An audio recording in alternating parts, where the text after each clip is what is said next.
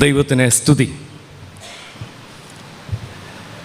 പേര saint John's Marthoma ഇടവകയെ പ്രതിനിധീകരിച്ചാണ് ഇന്ന് ഈ ആരാധനയ്ക്ക് നേതൃത്വം നൽകുവാനായിട്ട് ഞാൻ എത്തിയത്. 75 വർഷം പിന്നിടുന്ന ആ ദേവാലയം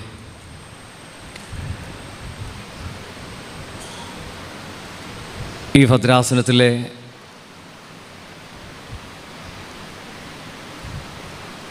ഏറ്റവും ശോചനീയമായ രീതിയിൽ അതിൻ്റെ ഭിത്തികൾ ഒക്കെ കേടുവന്ന് സംഭവിച്ചതിനാൽ അത് പുനർനിർമ്മിക്കണം എന്നത് ജനത്തിൻ്റെ ഒരു ആഗ്രഹമായിരുന്നു. പേര സെൻറ്റ് ജോൺസ് മാർത്തോമ ഇടവകയിൽ 100 വീട്ടുകാരുണ്ട്.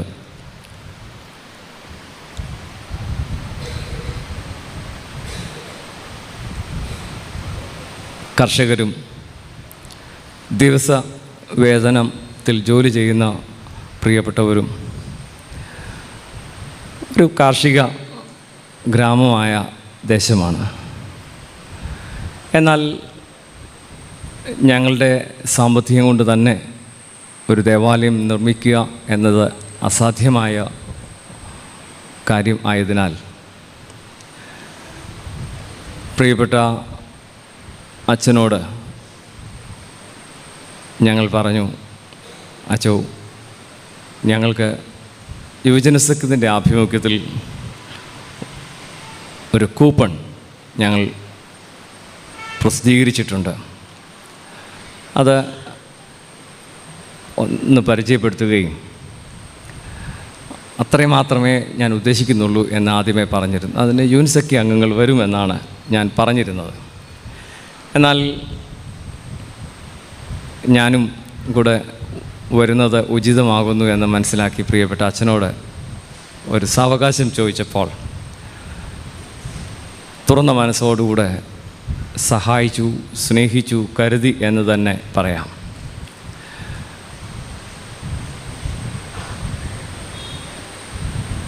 യൂണിസെക്കി അംഗങ്ങൾ ഇന്ന് എൻ്റെ കൂടെ 10 പേര് വന്നു. 2 വണ്ടിയിലായിട്ടാണ് വന്നത്. അതുകൊണ്ട് ആദ്യത്തെ വണ്ടി മാത്രം അച്ഛൻ കണ്ടത്. തൂവോളാവും ഞങ്ങളുടെ കർത്താവും ഞങ്ങളുടെ ദൈവമേ, നന്നായി ജീവിപ്പാൻ ഞങ്ങളെ പഠിപ്പിക്കണമേ. നന്നായി വചനം നിൻ്റേത്, ഞങ്ങളും നിൻ്റേത് ഗ്രഹിപ്പാനുള്ള ദൈവ കൃപയും ജ്ഞാനവും നൽകിക്കൊണ്ട് ഞങ്ങളെ പുലർത്തണമെന്ന് പ്രാർത്ഥിക്കുന്നു. യേശുക്രിസ്തുവിൻ നാമത്തിൽ തന്നെ.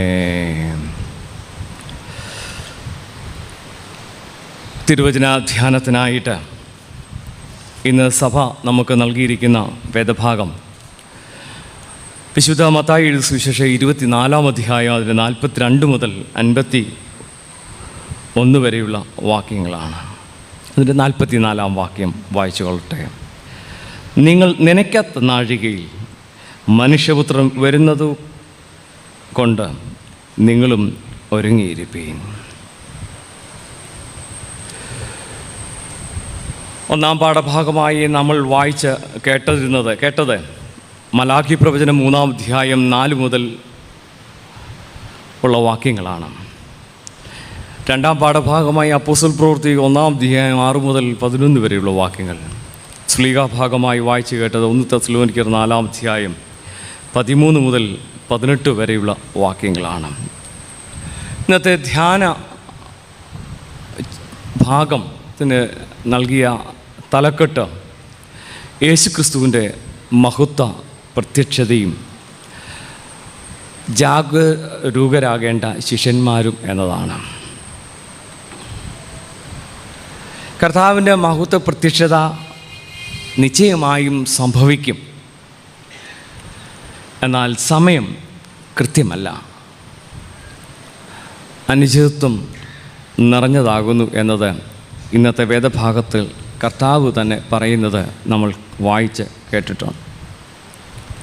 കർത്താവ് തൻ്റെ ശിഷ്യന്മാരോട് പറയുകയാണ്, കർത്താവ് ഈ ലോകത്ത് തൻ്റെ ശിഷ്യ സമൂഹത്തിന് നൽകുന്ന ഉറപ്പാണ് ഞാൻ വീണ്ടും വരും എന്നുള്ളത്.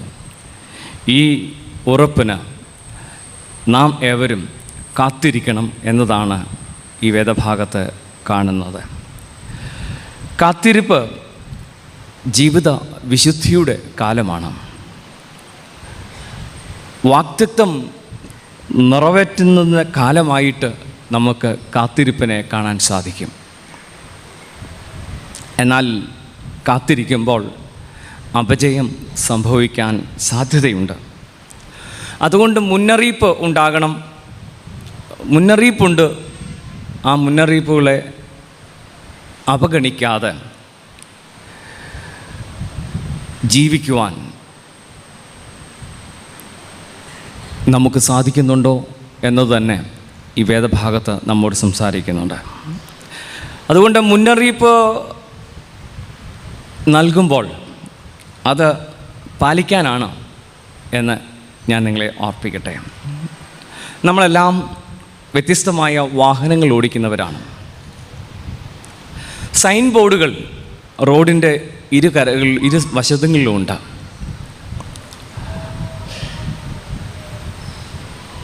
വളവിന് ചെല്ലുമ്പോൾ സ്പീഡ് എത്ര കിലോമീറ്റർ ആയിരിക്കണം എന്ന് പറയുന്നത് പോലെ,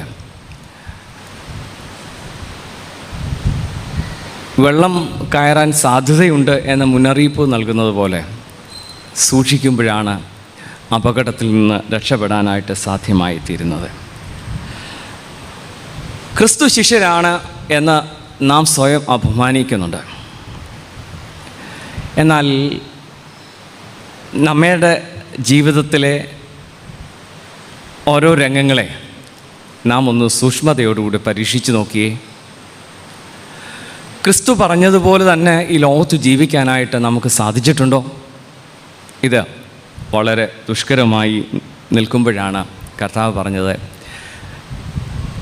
അവൻ വരും എന്ന് ഉറപ്പ് നൽകുമ്പോൾ ക്രിസ്തു ശിഷ്യരായ നാം അവനോടൊപ്പം പന്തിയിൽ ഇരുപ്പാൻ നമുക്ക് സാധിക്കുന്നുണ്ടോ എന്ന് ഓർക്കേണ്ടിയിരിക്കുന്നു.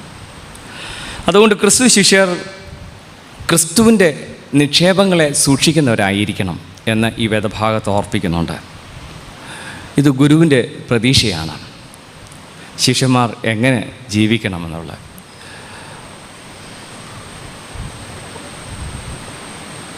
ചില കാർഡ്ബോർഡിൽ എഴുതിയിട്ടുണ്ട്,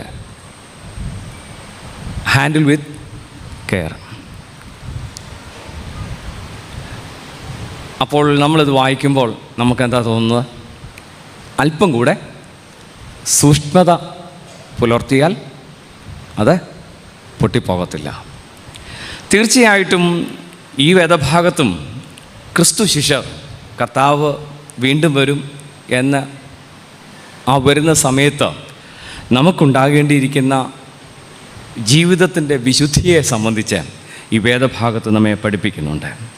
അതുകൊണ്ട് ക്രിസ്തു ചെയ്ത പ്രസംഗത്തിൻ്റെ ഒരു സാക്ഷ്യപത്രമാണ് ഇന്ന് വായിച്ചു കേട്ട ഈ 42 മുതൽ 51 വരെയുള്ള വേദഭാഗങ്ങളിൽ കാണുന്നത്. അതായത് ഈ ടെസ്റ്റിൻ്റെ മത്തായിയുടെ സുവിശേഷത്തിൻ്റെ ആദ്യ ഭാഗങ്ങളിലാണല്ലോ ഗിരിപ്രഭാഷണത്തെ സംബന്ധിച്ച് കേൾക്കുന്നത്. അവിടെ യഥാർത്ഥ നിക്ഷേപത്തെ സൂചിപ്പിക്കുന്ന അതേ സാരാംശം ഇന്ന് വായിച്ച ഈ വേദഭാഗത്ത് കാണുന്നുണ്ട്. ഈ അധ്യായത്തിന് ശേഷം വരുന്ന ഒരു ഉപമയാണ് താലന്തുകളുടെ ഉപമ.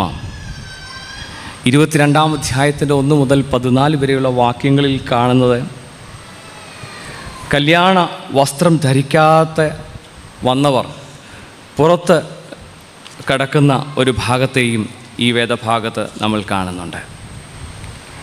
അതുകൊണ്ട് ക്രിസ്തു ശിഷ്യർ എങ്ങനെ ആയിരിക്കണം എന്ന് പറഞ്ഞ എൻ്റെ വാക്കുകൾ അവസാനിപ്പിക്കാൻ ഞാൻ ആഗ്രഹിക്കുകയാണ്. 1, ഇരുട്ടിൻ്റെ അനുഭവങ്ങളെ പ്രതിരോധിക്കേണ്ടവരാണ് ക്രിസ്തു ശിഷ്യർ. ഇരുട്ടിൻ്റെ അനുഭവങ്ങളെ പ്രതിരോധിക്കേണ്ടവരാണ് ക്രിസ്തു ശിഷ്യർ. ക്രിസ്തു ശിഷ്യർ എപ്പോഴും ജാഗരൂകരായിരിക്കണം, വിജിലൻ്റ് ആയിരിക്കണം. ഈ വേദഭാഗത്ത് പറയുന്നുണ്ട്, കള്ളൻ വരുന്ന യാമം ഇന്നതെന്ന് വീട്ടുടയൻ അറിഞ്ഞുവെങ്കിൽ അവൻ ഉണർന്നിരിക്കുകയും ചെയ്യും എന്ന് സൂചിപ്പിക്കുന്നു. പ്രിയ ദൈവജനമേ, എനിക്ക് ആ ഭേദഭാഗത്ത് നിങ്ങളോട് സൂചിപ്പിക്കാനുള്ളത്, ഒരു ക്രിസ്തു ശിഷ്യൻ വിശ്വസ്തനായിരിക്കണം, ഒരു ക്രിസ്തു ശിഷ്യൻ വിവേകിയായിരിക്കണം, കർത്താവിൻ്റെ യഥാർത്ഥ ഭൃത്യനായിരിക്കണം എന്നാണ് ഈ വേദഭാഗത്തെ എനിക്ക് നിങ്ങളോട് പറയാനായിട്ടുള്ളത്. അതുകൊണ്ട് എത്രത്തോളം ദൈവത്തോട് വിശ്വസ്തത പാലിക്കാനായിട്ട് നമുക്ക് സാധിക്കും? ഞാനും നിങ്ങളും ഏറ്റെടുക്കുന്ന ഒരു പ്രവൃത്തിയിൽ ആണെങ്കിൽ പോലും, ഏറ്റെടുക്കാൻ നിയോഗിച്ച വ്യക്തിയോടാണെങ്കിൽ പോലും നമ്മളുടെ വിശ്വസ്തത എങ്ങനെയുണ്ട്? ആശയമില്ലാത്തവനാകുന്നുവെന്ന് നമ്മെ ഓർമ്മിപ്പിക്കുകയാണ്. അതുകൊണ്ട് അവൻ്റെ മഹത്വ പ്രത്യക്ഷതയിൽ എനിക്കും നിങ്ങൾക്കും പ്രവേശിക്കാൻ ഒന്നാമത് ഞാൻ അവിടെ പറഞ്ഞത്, ഞാനും നിങ്ങളും എന്തായിരിക്കണം? വിശ്വസ്തത ഉള്ളവരായിരിക്കണം. 2, നമ്മൾ വിവേകം ഉള്ളവരായി മാറണം.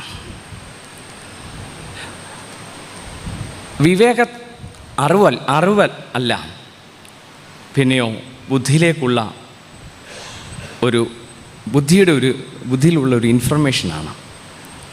എന്നാൽ വിവേകം എന്താ? എൻ്റെ ചങ്കിലേക്ക് തന്നെ തറച്ച് നിൽക്കുന്ന ചില നന്മയുടെ സാധ്യതകളാണ്, തിരിച്ചറിവാണ് എന്ന് ഇവിടെ ഓർമ്മിപ്പിക്കാൻ ഞാൻ ആഗ്രഹിക്കുകയാണ്.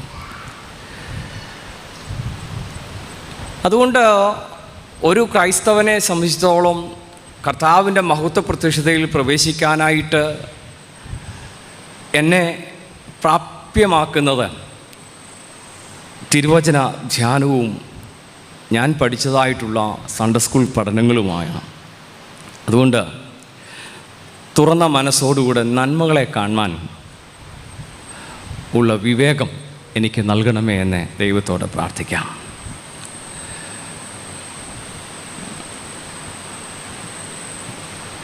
അതുകൊണ്ട് ഉണർന്നിരിക്കുക എന്ന് പറയുന്നത് അത്ര നിസ്സാരമല്ല.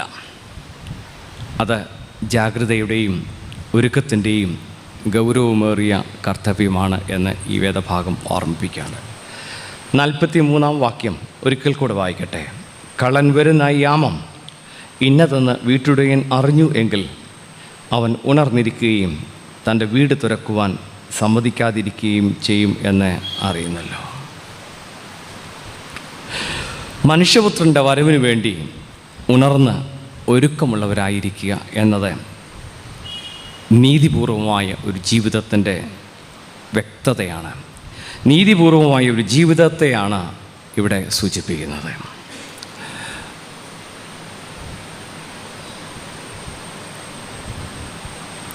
അവസാന ഭാഗത്ത് ഞാൻ പറയുന്നത്,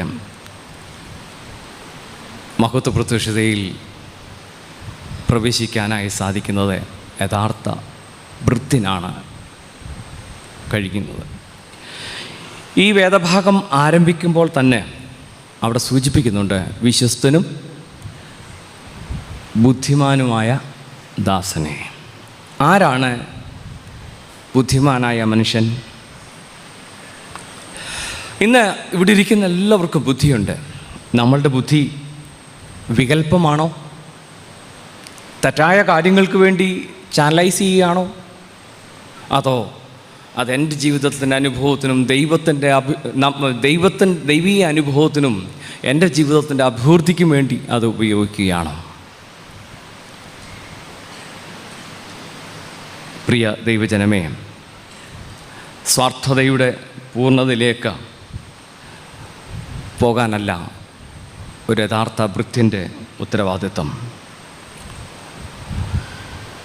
ഒരു ഭൃത്യൻ ആരായിരിക്കണം എന്ന് സൂചിപ്പിക്കുമ്പോൾ അവനെ ഏൽപ്പിച്ചിരിക്കുന്ന ഉത്തരവാദിത്വം എങ്ങനെയും ചെയ്തു തീർക്കലല്ല, പിന്നെയോ അവൻ ജാഗ്രതയുള്ളവനായി ഏറ്റെടുക്കുന്ന ഉത്തരവാദിത്വത്തിൻ്റെ സമർപ്പണത്തിലാണ് അതിൻ്റെ പൂർത്തീകരണം സംഭവിക്കുന്നത്.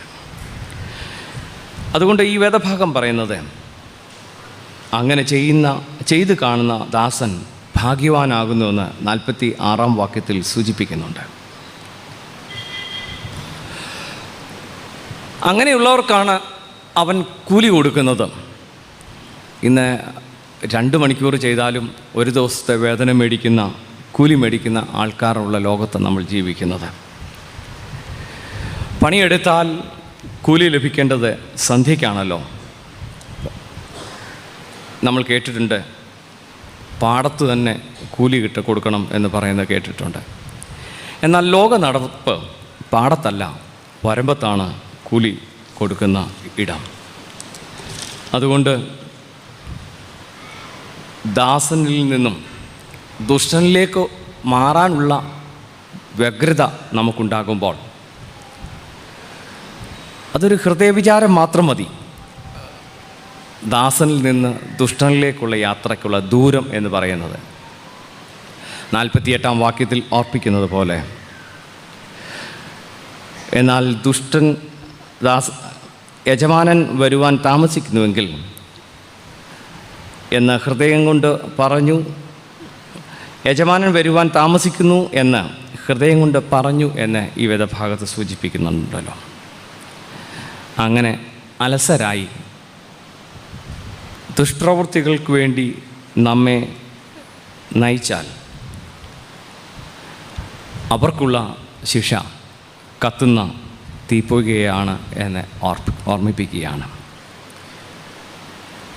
എൻ്റെ ദൈവജനമേ, ഈ നാട്ടിൽ തന്നെ നിന്ന് ദുഃഖിക്കാൻ ഇടവരാതെ അവൻ്റെ മഹത്വ പ്രത്യക്ഷതയിൽ പ്രവേശനം എനിക്കും വേണം എന്ന പ്രത്യാശയോടുകൂടെ ആയിരിക്കണം നമ്മൾ. അതിൽ നാം പരാജയപ്പെടരുത്. വിശ്വസ്തരായിരിക്കണം, ഒരുക്കമുള്ളവനായിരിക്കണം, അവൻ്റെ മഹത്വ പ്രത്യക്ഷതയിൽ പ്രവേശിക്കാൻ ഒരുക്കമായിരിക്കണം. സഭ അത് കാത്തിരിപ്പിൻ്റെ ഇടമാണ്. ആ സഭയിലെ അംഗങ്ങളായി ദൈവത്തോടൊപ്പം ചേർന്ന് യാത്ര ചെയ്യുവാൻ, ആ മഹത്വ പ്രത്യക്ഷതയിൽ ദൈവത്തെ സ്തുതിപ്പാൻ നമുക്ക് സാധിക്കണം. വിശ്വസിച്ച് പ്രാണൻ തന്നവനോട് വിശ്വസ്തതയുള്ളവരായി തീരണം എന്ന് ഞാൻ നിങ്ങളെ ഓർപ്പിക്കട്ടെ. പ്രാണൻ തന്ന മനുഷ്യനോട്, വിശ്വസിച്ച് പ്രാണൻ തന്ന മനുഷ്യനോട് വിശ്വസ്തത പുലർത്തുവാൻ നമുക്ക് സാധ്യമായി തീരണം. പ്രിയ ദൈവജനമേ, കർത്താവിൻ്റെ മഹത്വ പ്രത്യക്ഷതയിൽ നമുക്കൊരുമിച്ച് കാണാം. ആ വലിയ പ്രതീക്ഷ നമ്മെ എല്ലാവരെയും ഭരിക്കട്ടെ എന്ന് പ്രാർത്ഥിച്ചുകൊണ്ട് എൻ്റെ വാക്കുകൾ ഉപസംഹരിക്കുന്നു. ദൈവം നമ്മെ എല്ലാവരെയും അനുഗ്രഹിക്കട്ടെ. ആമേൻ.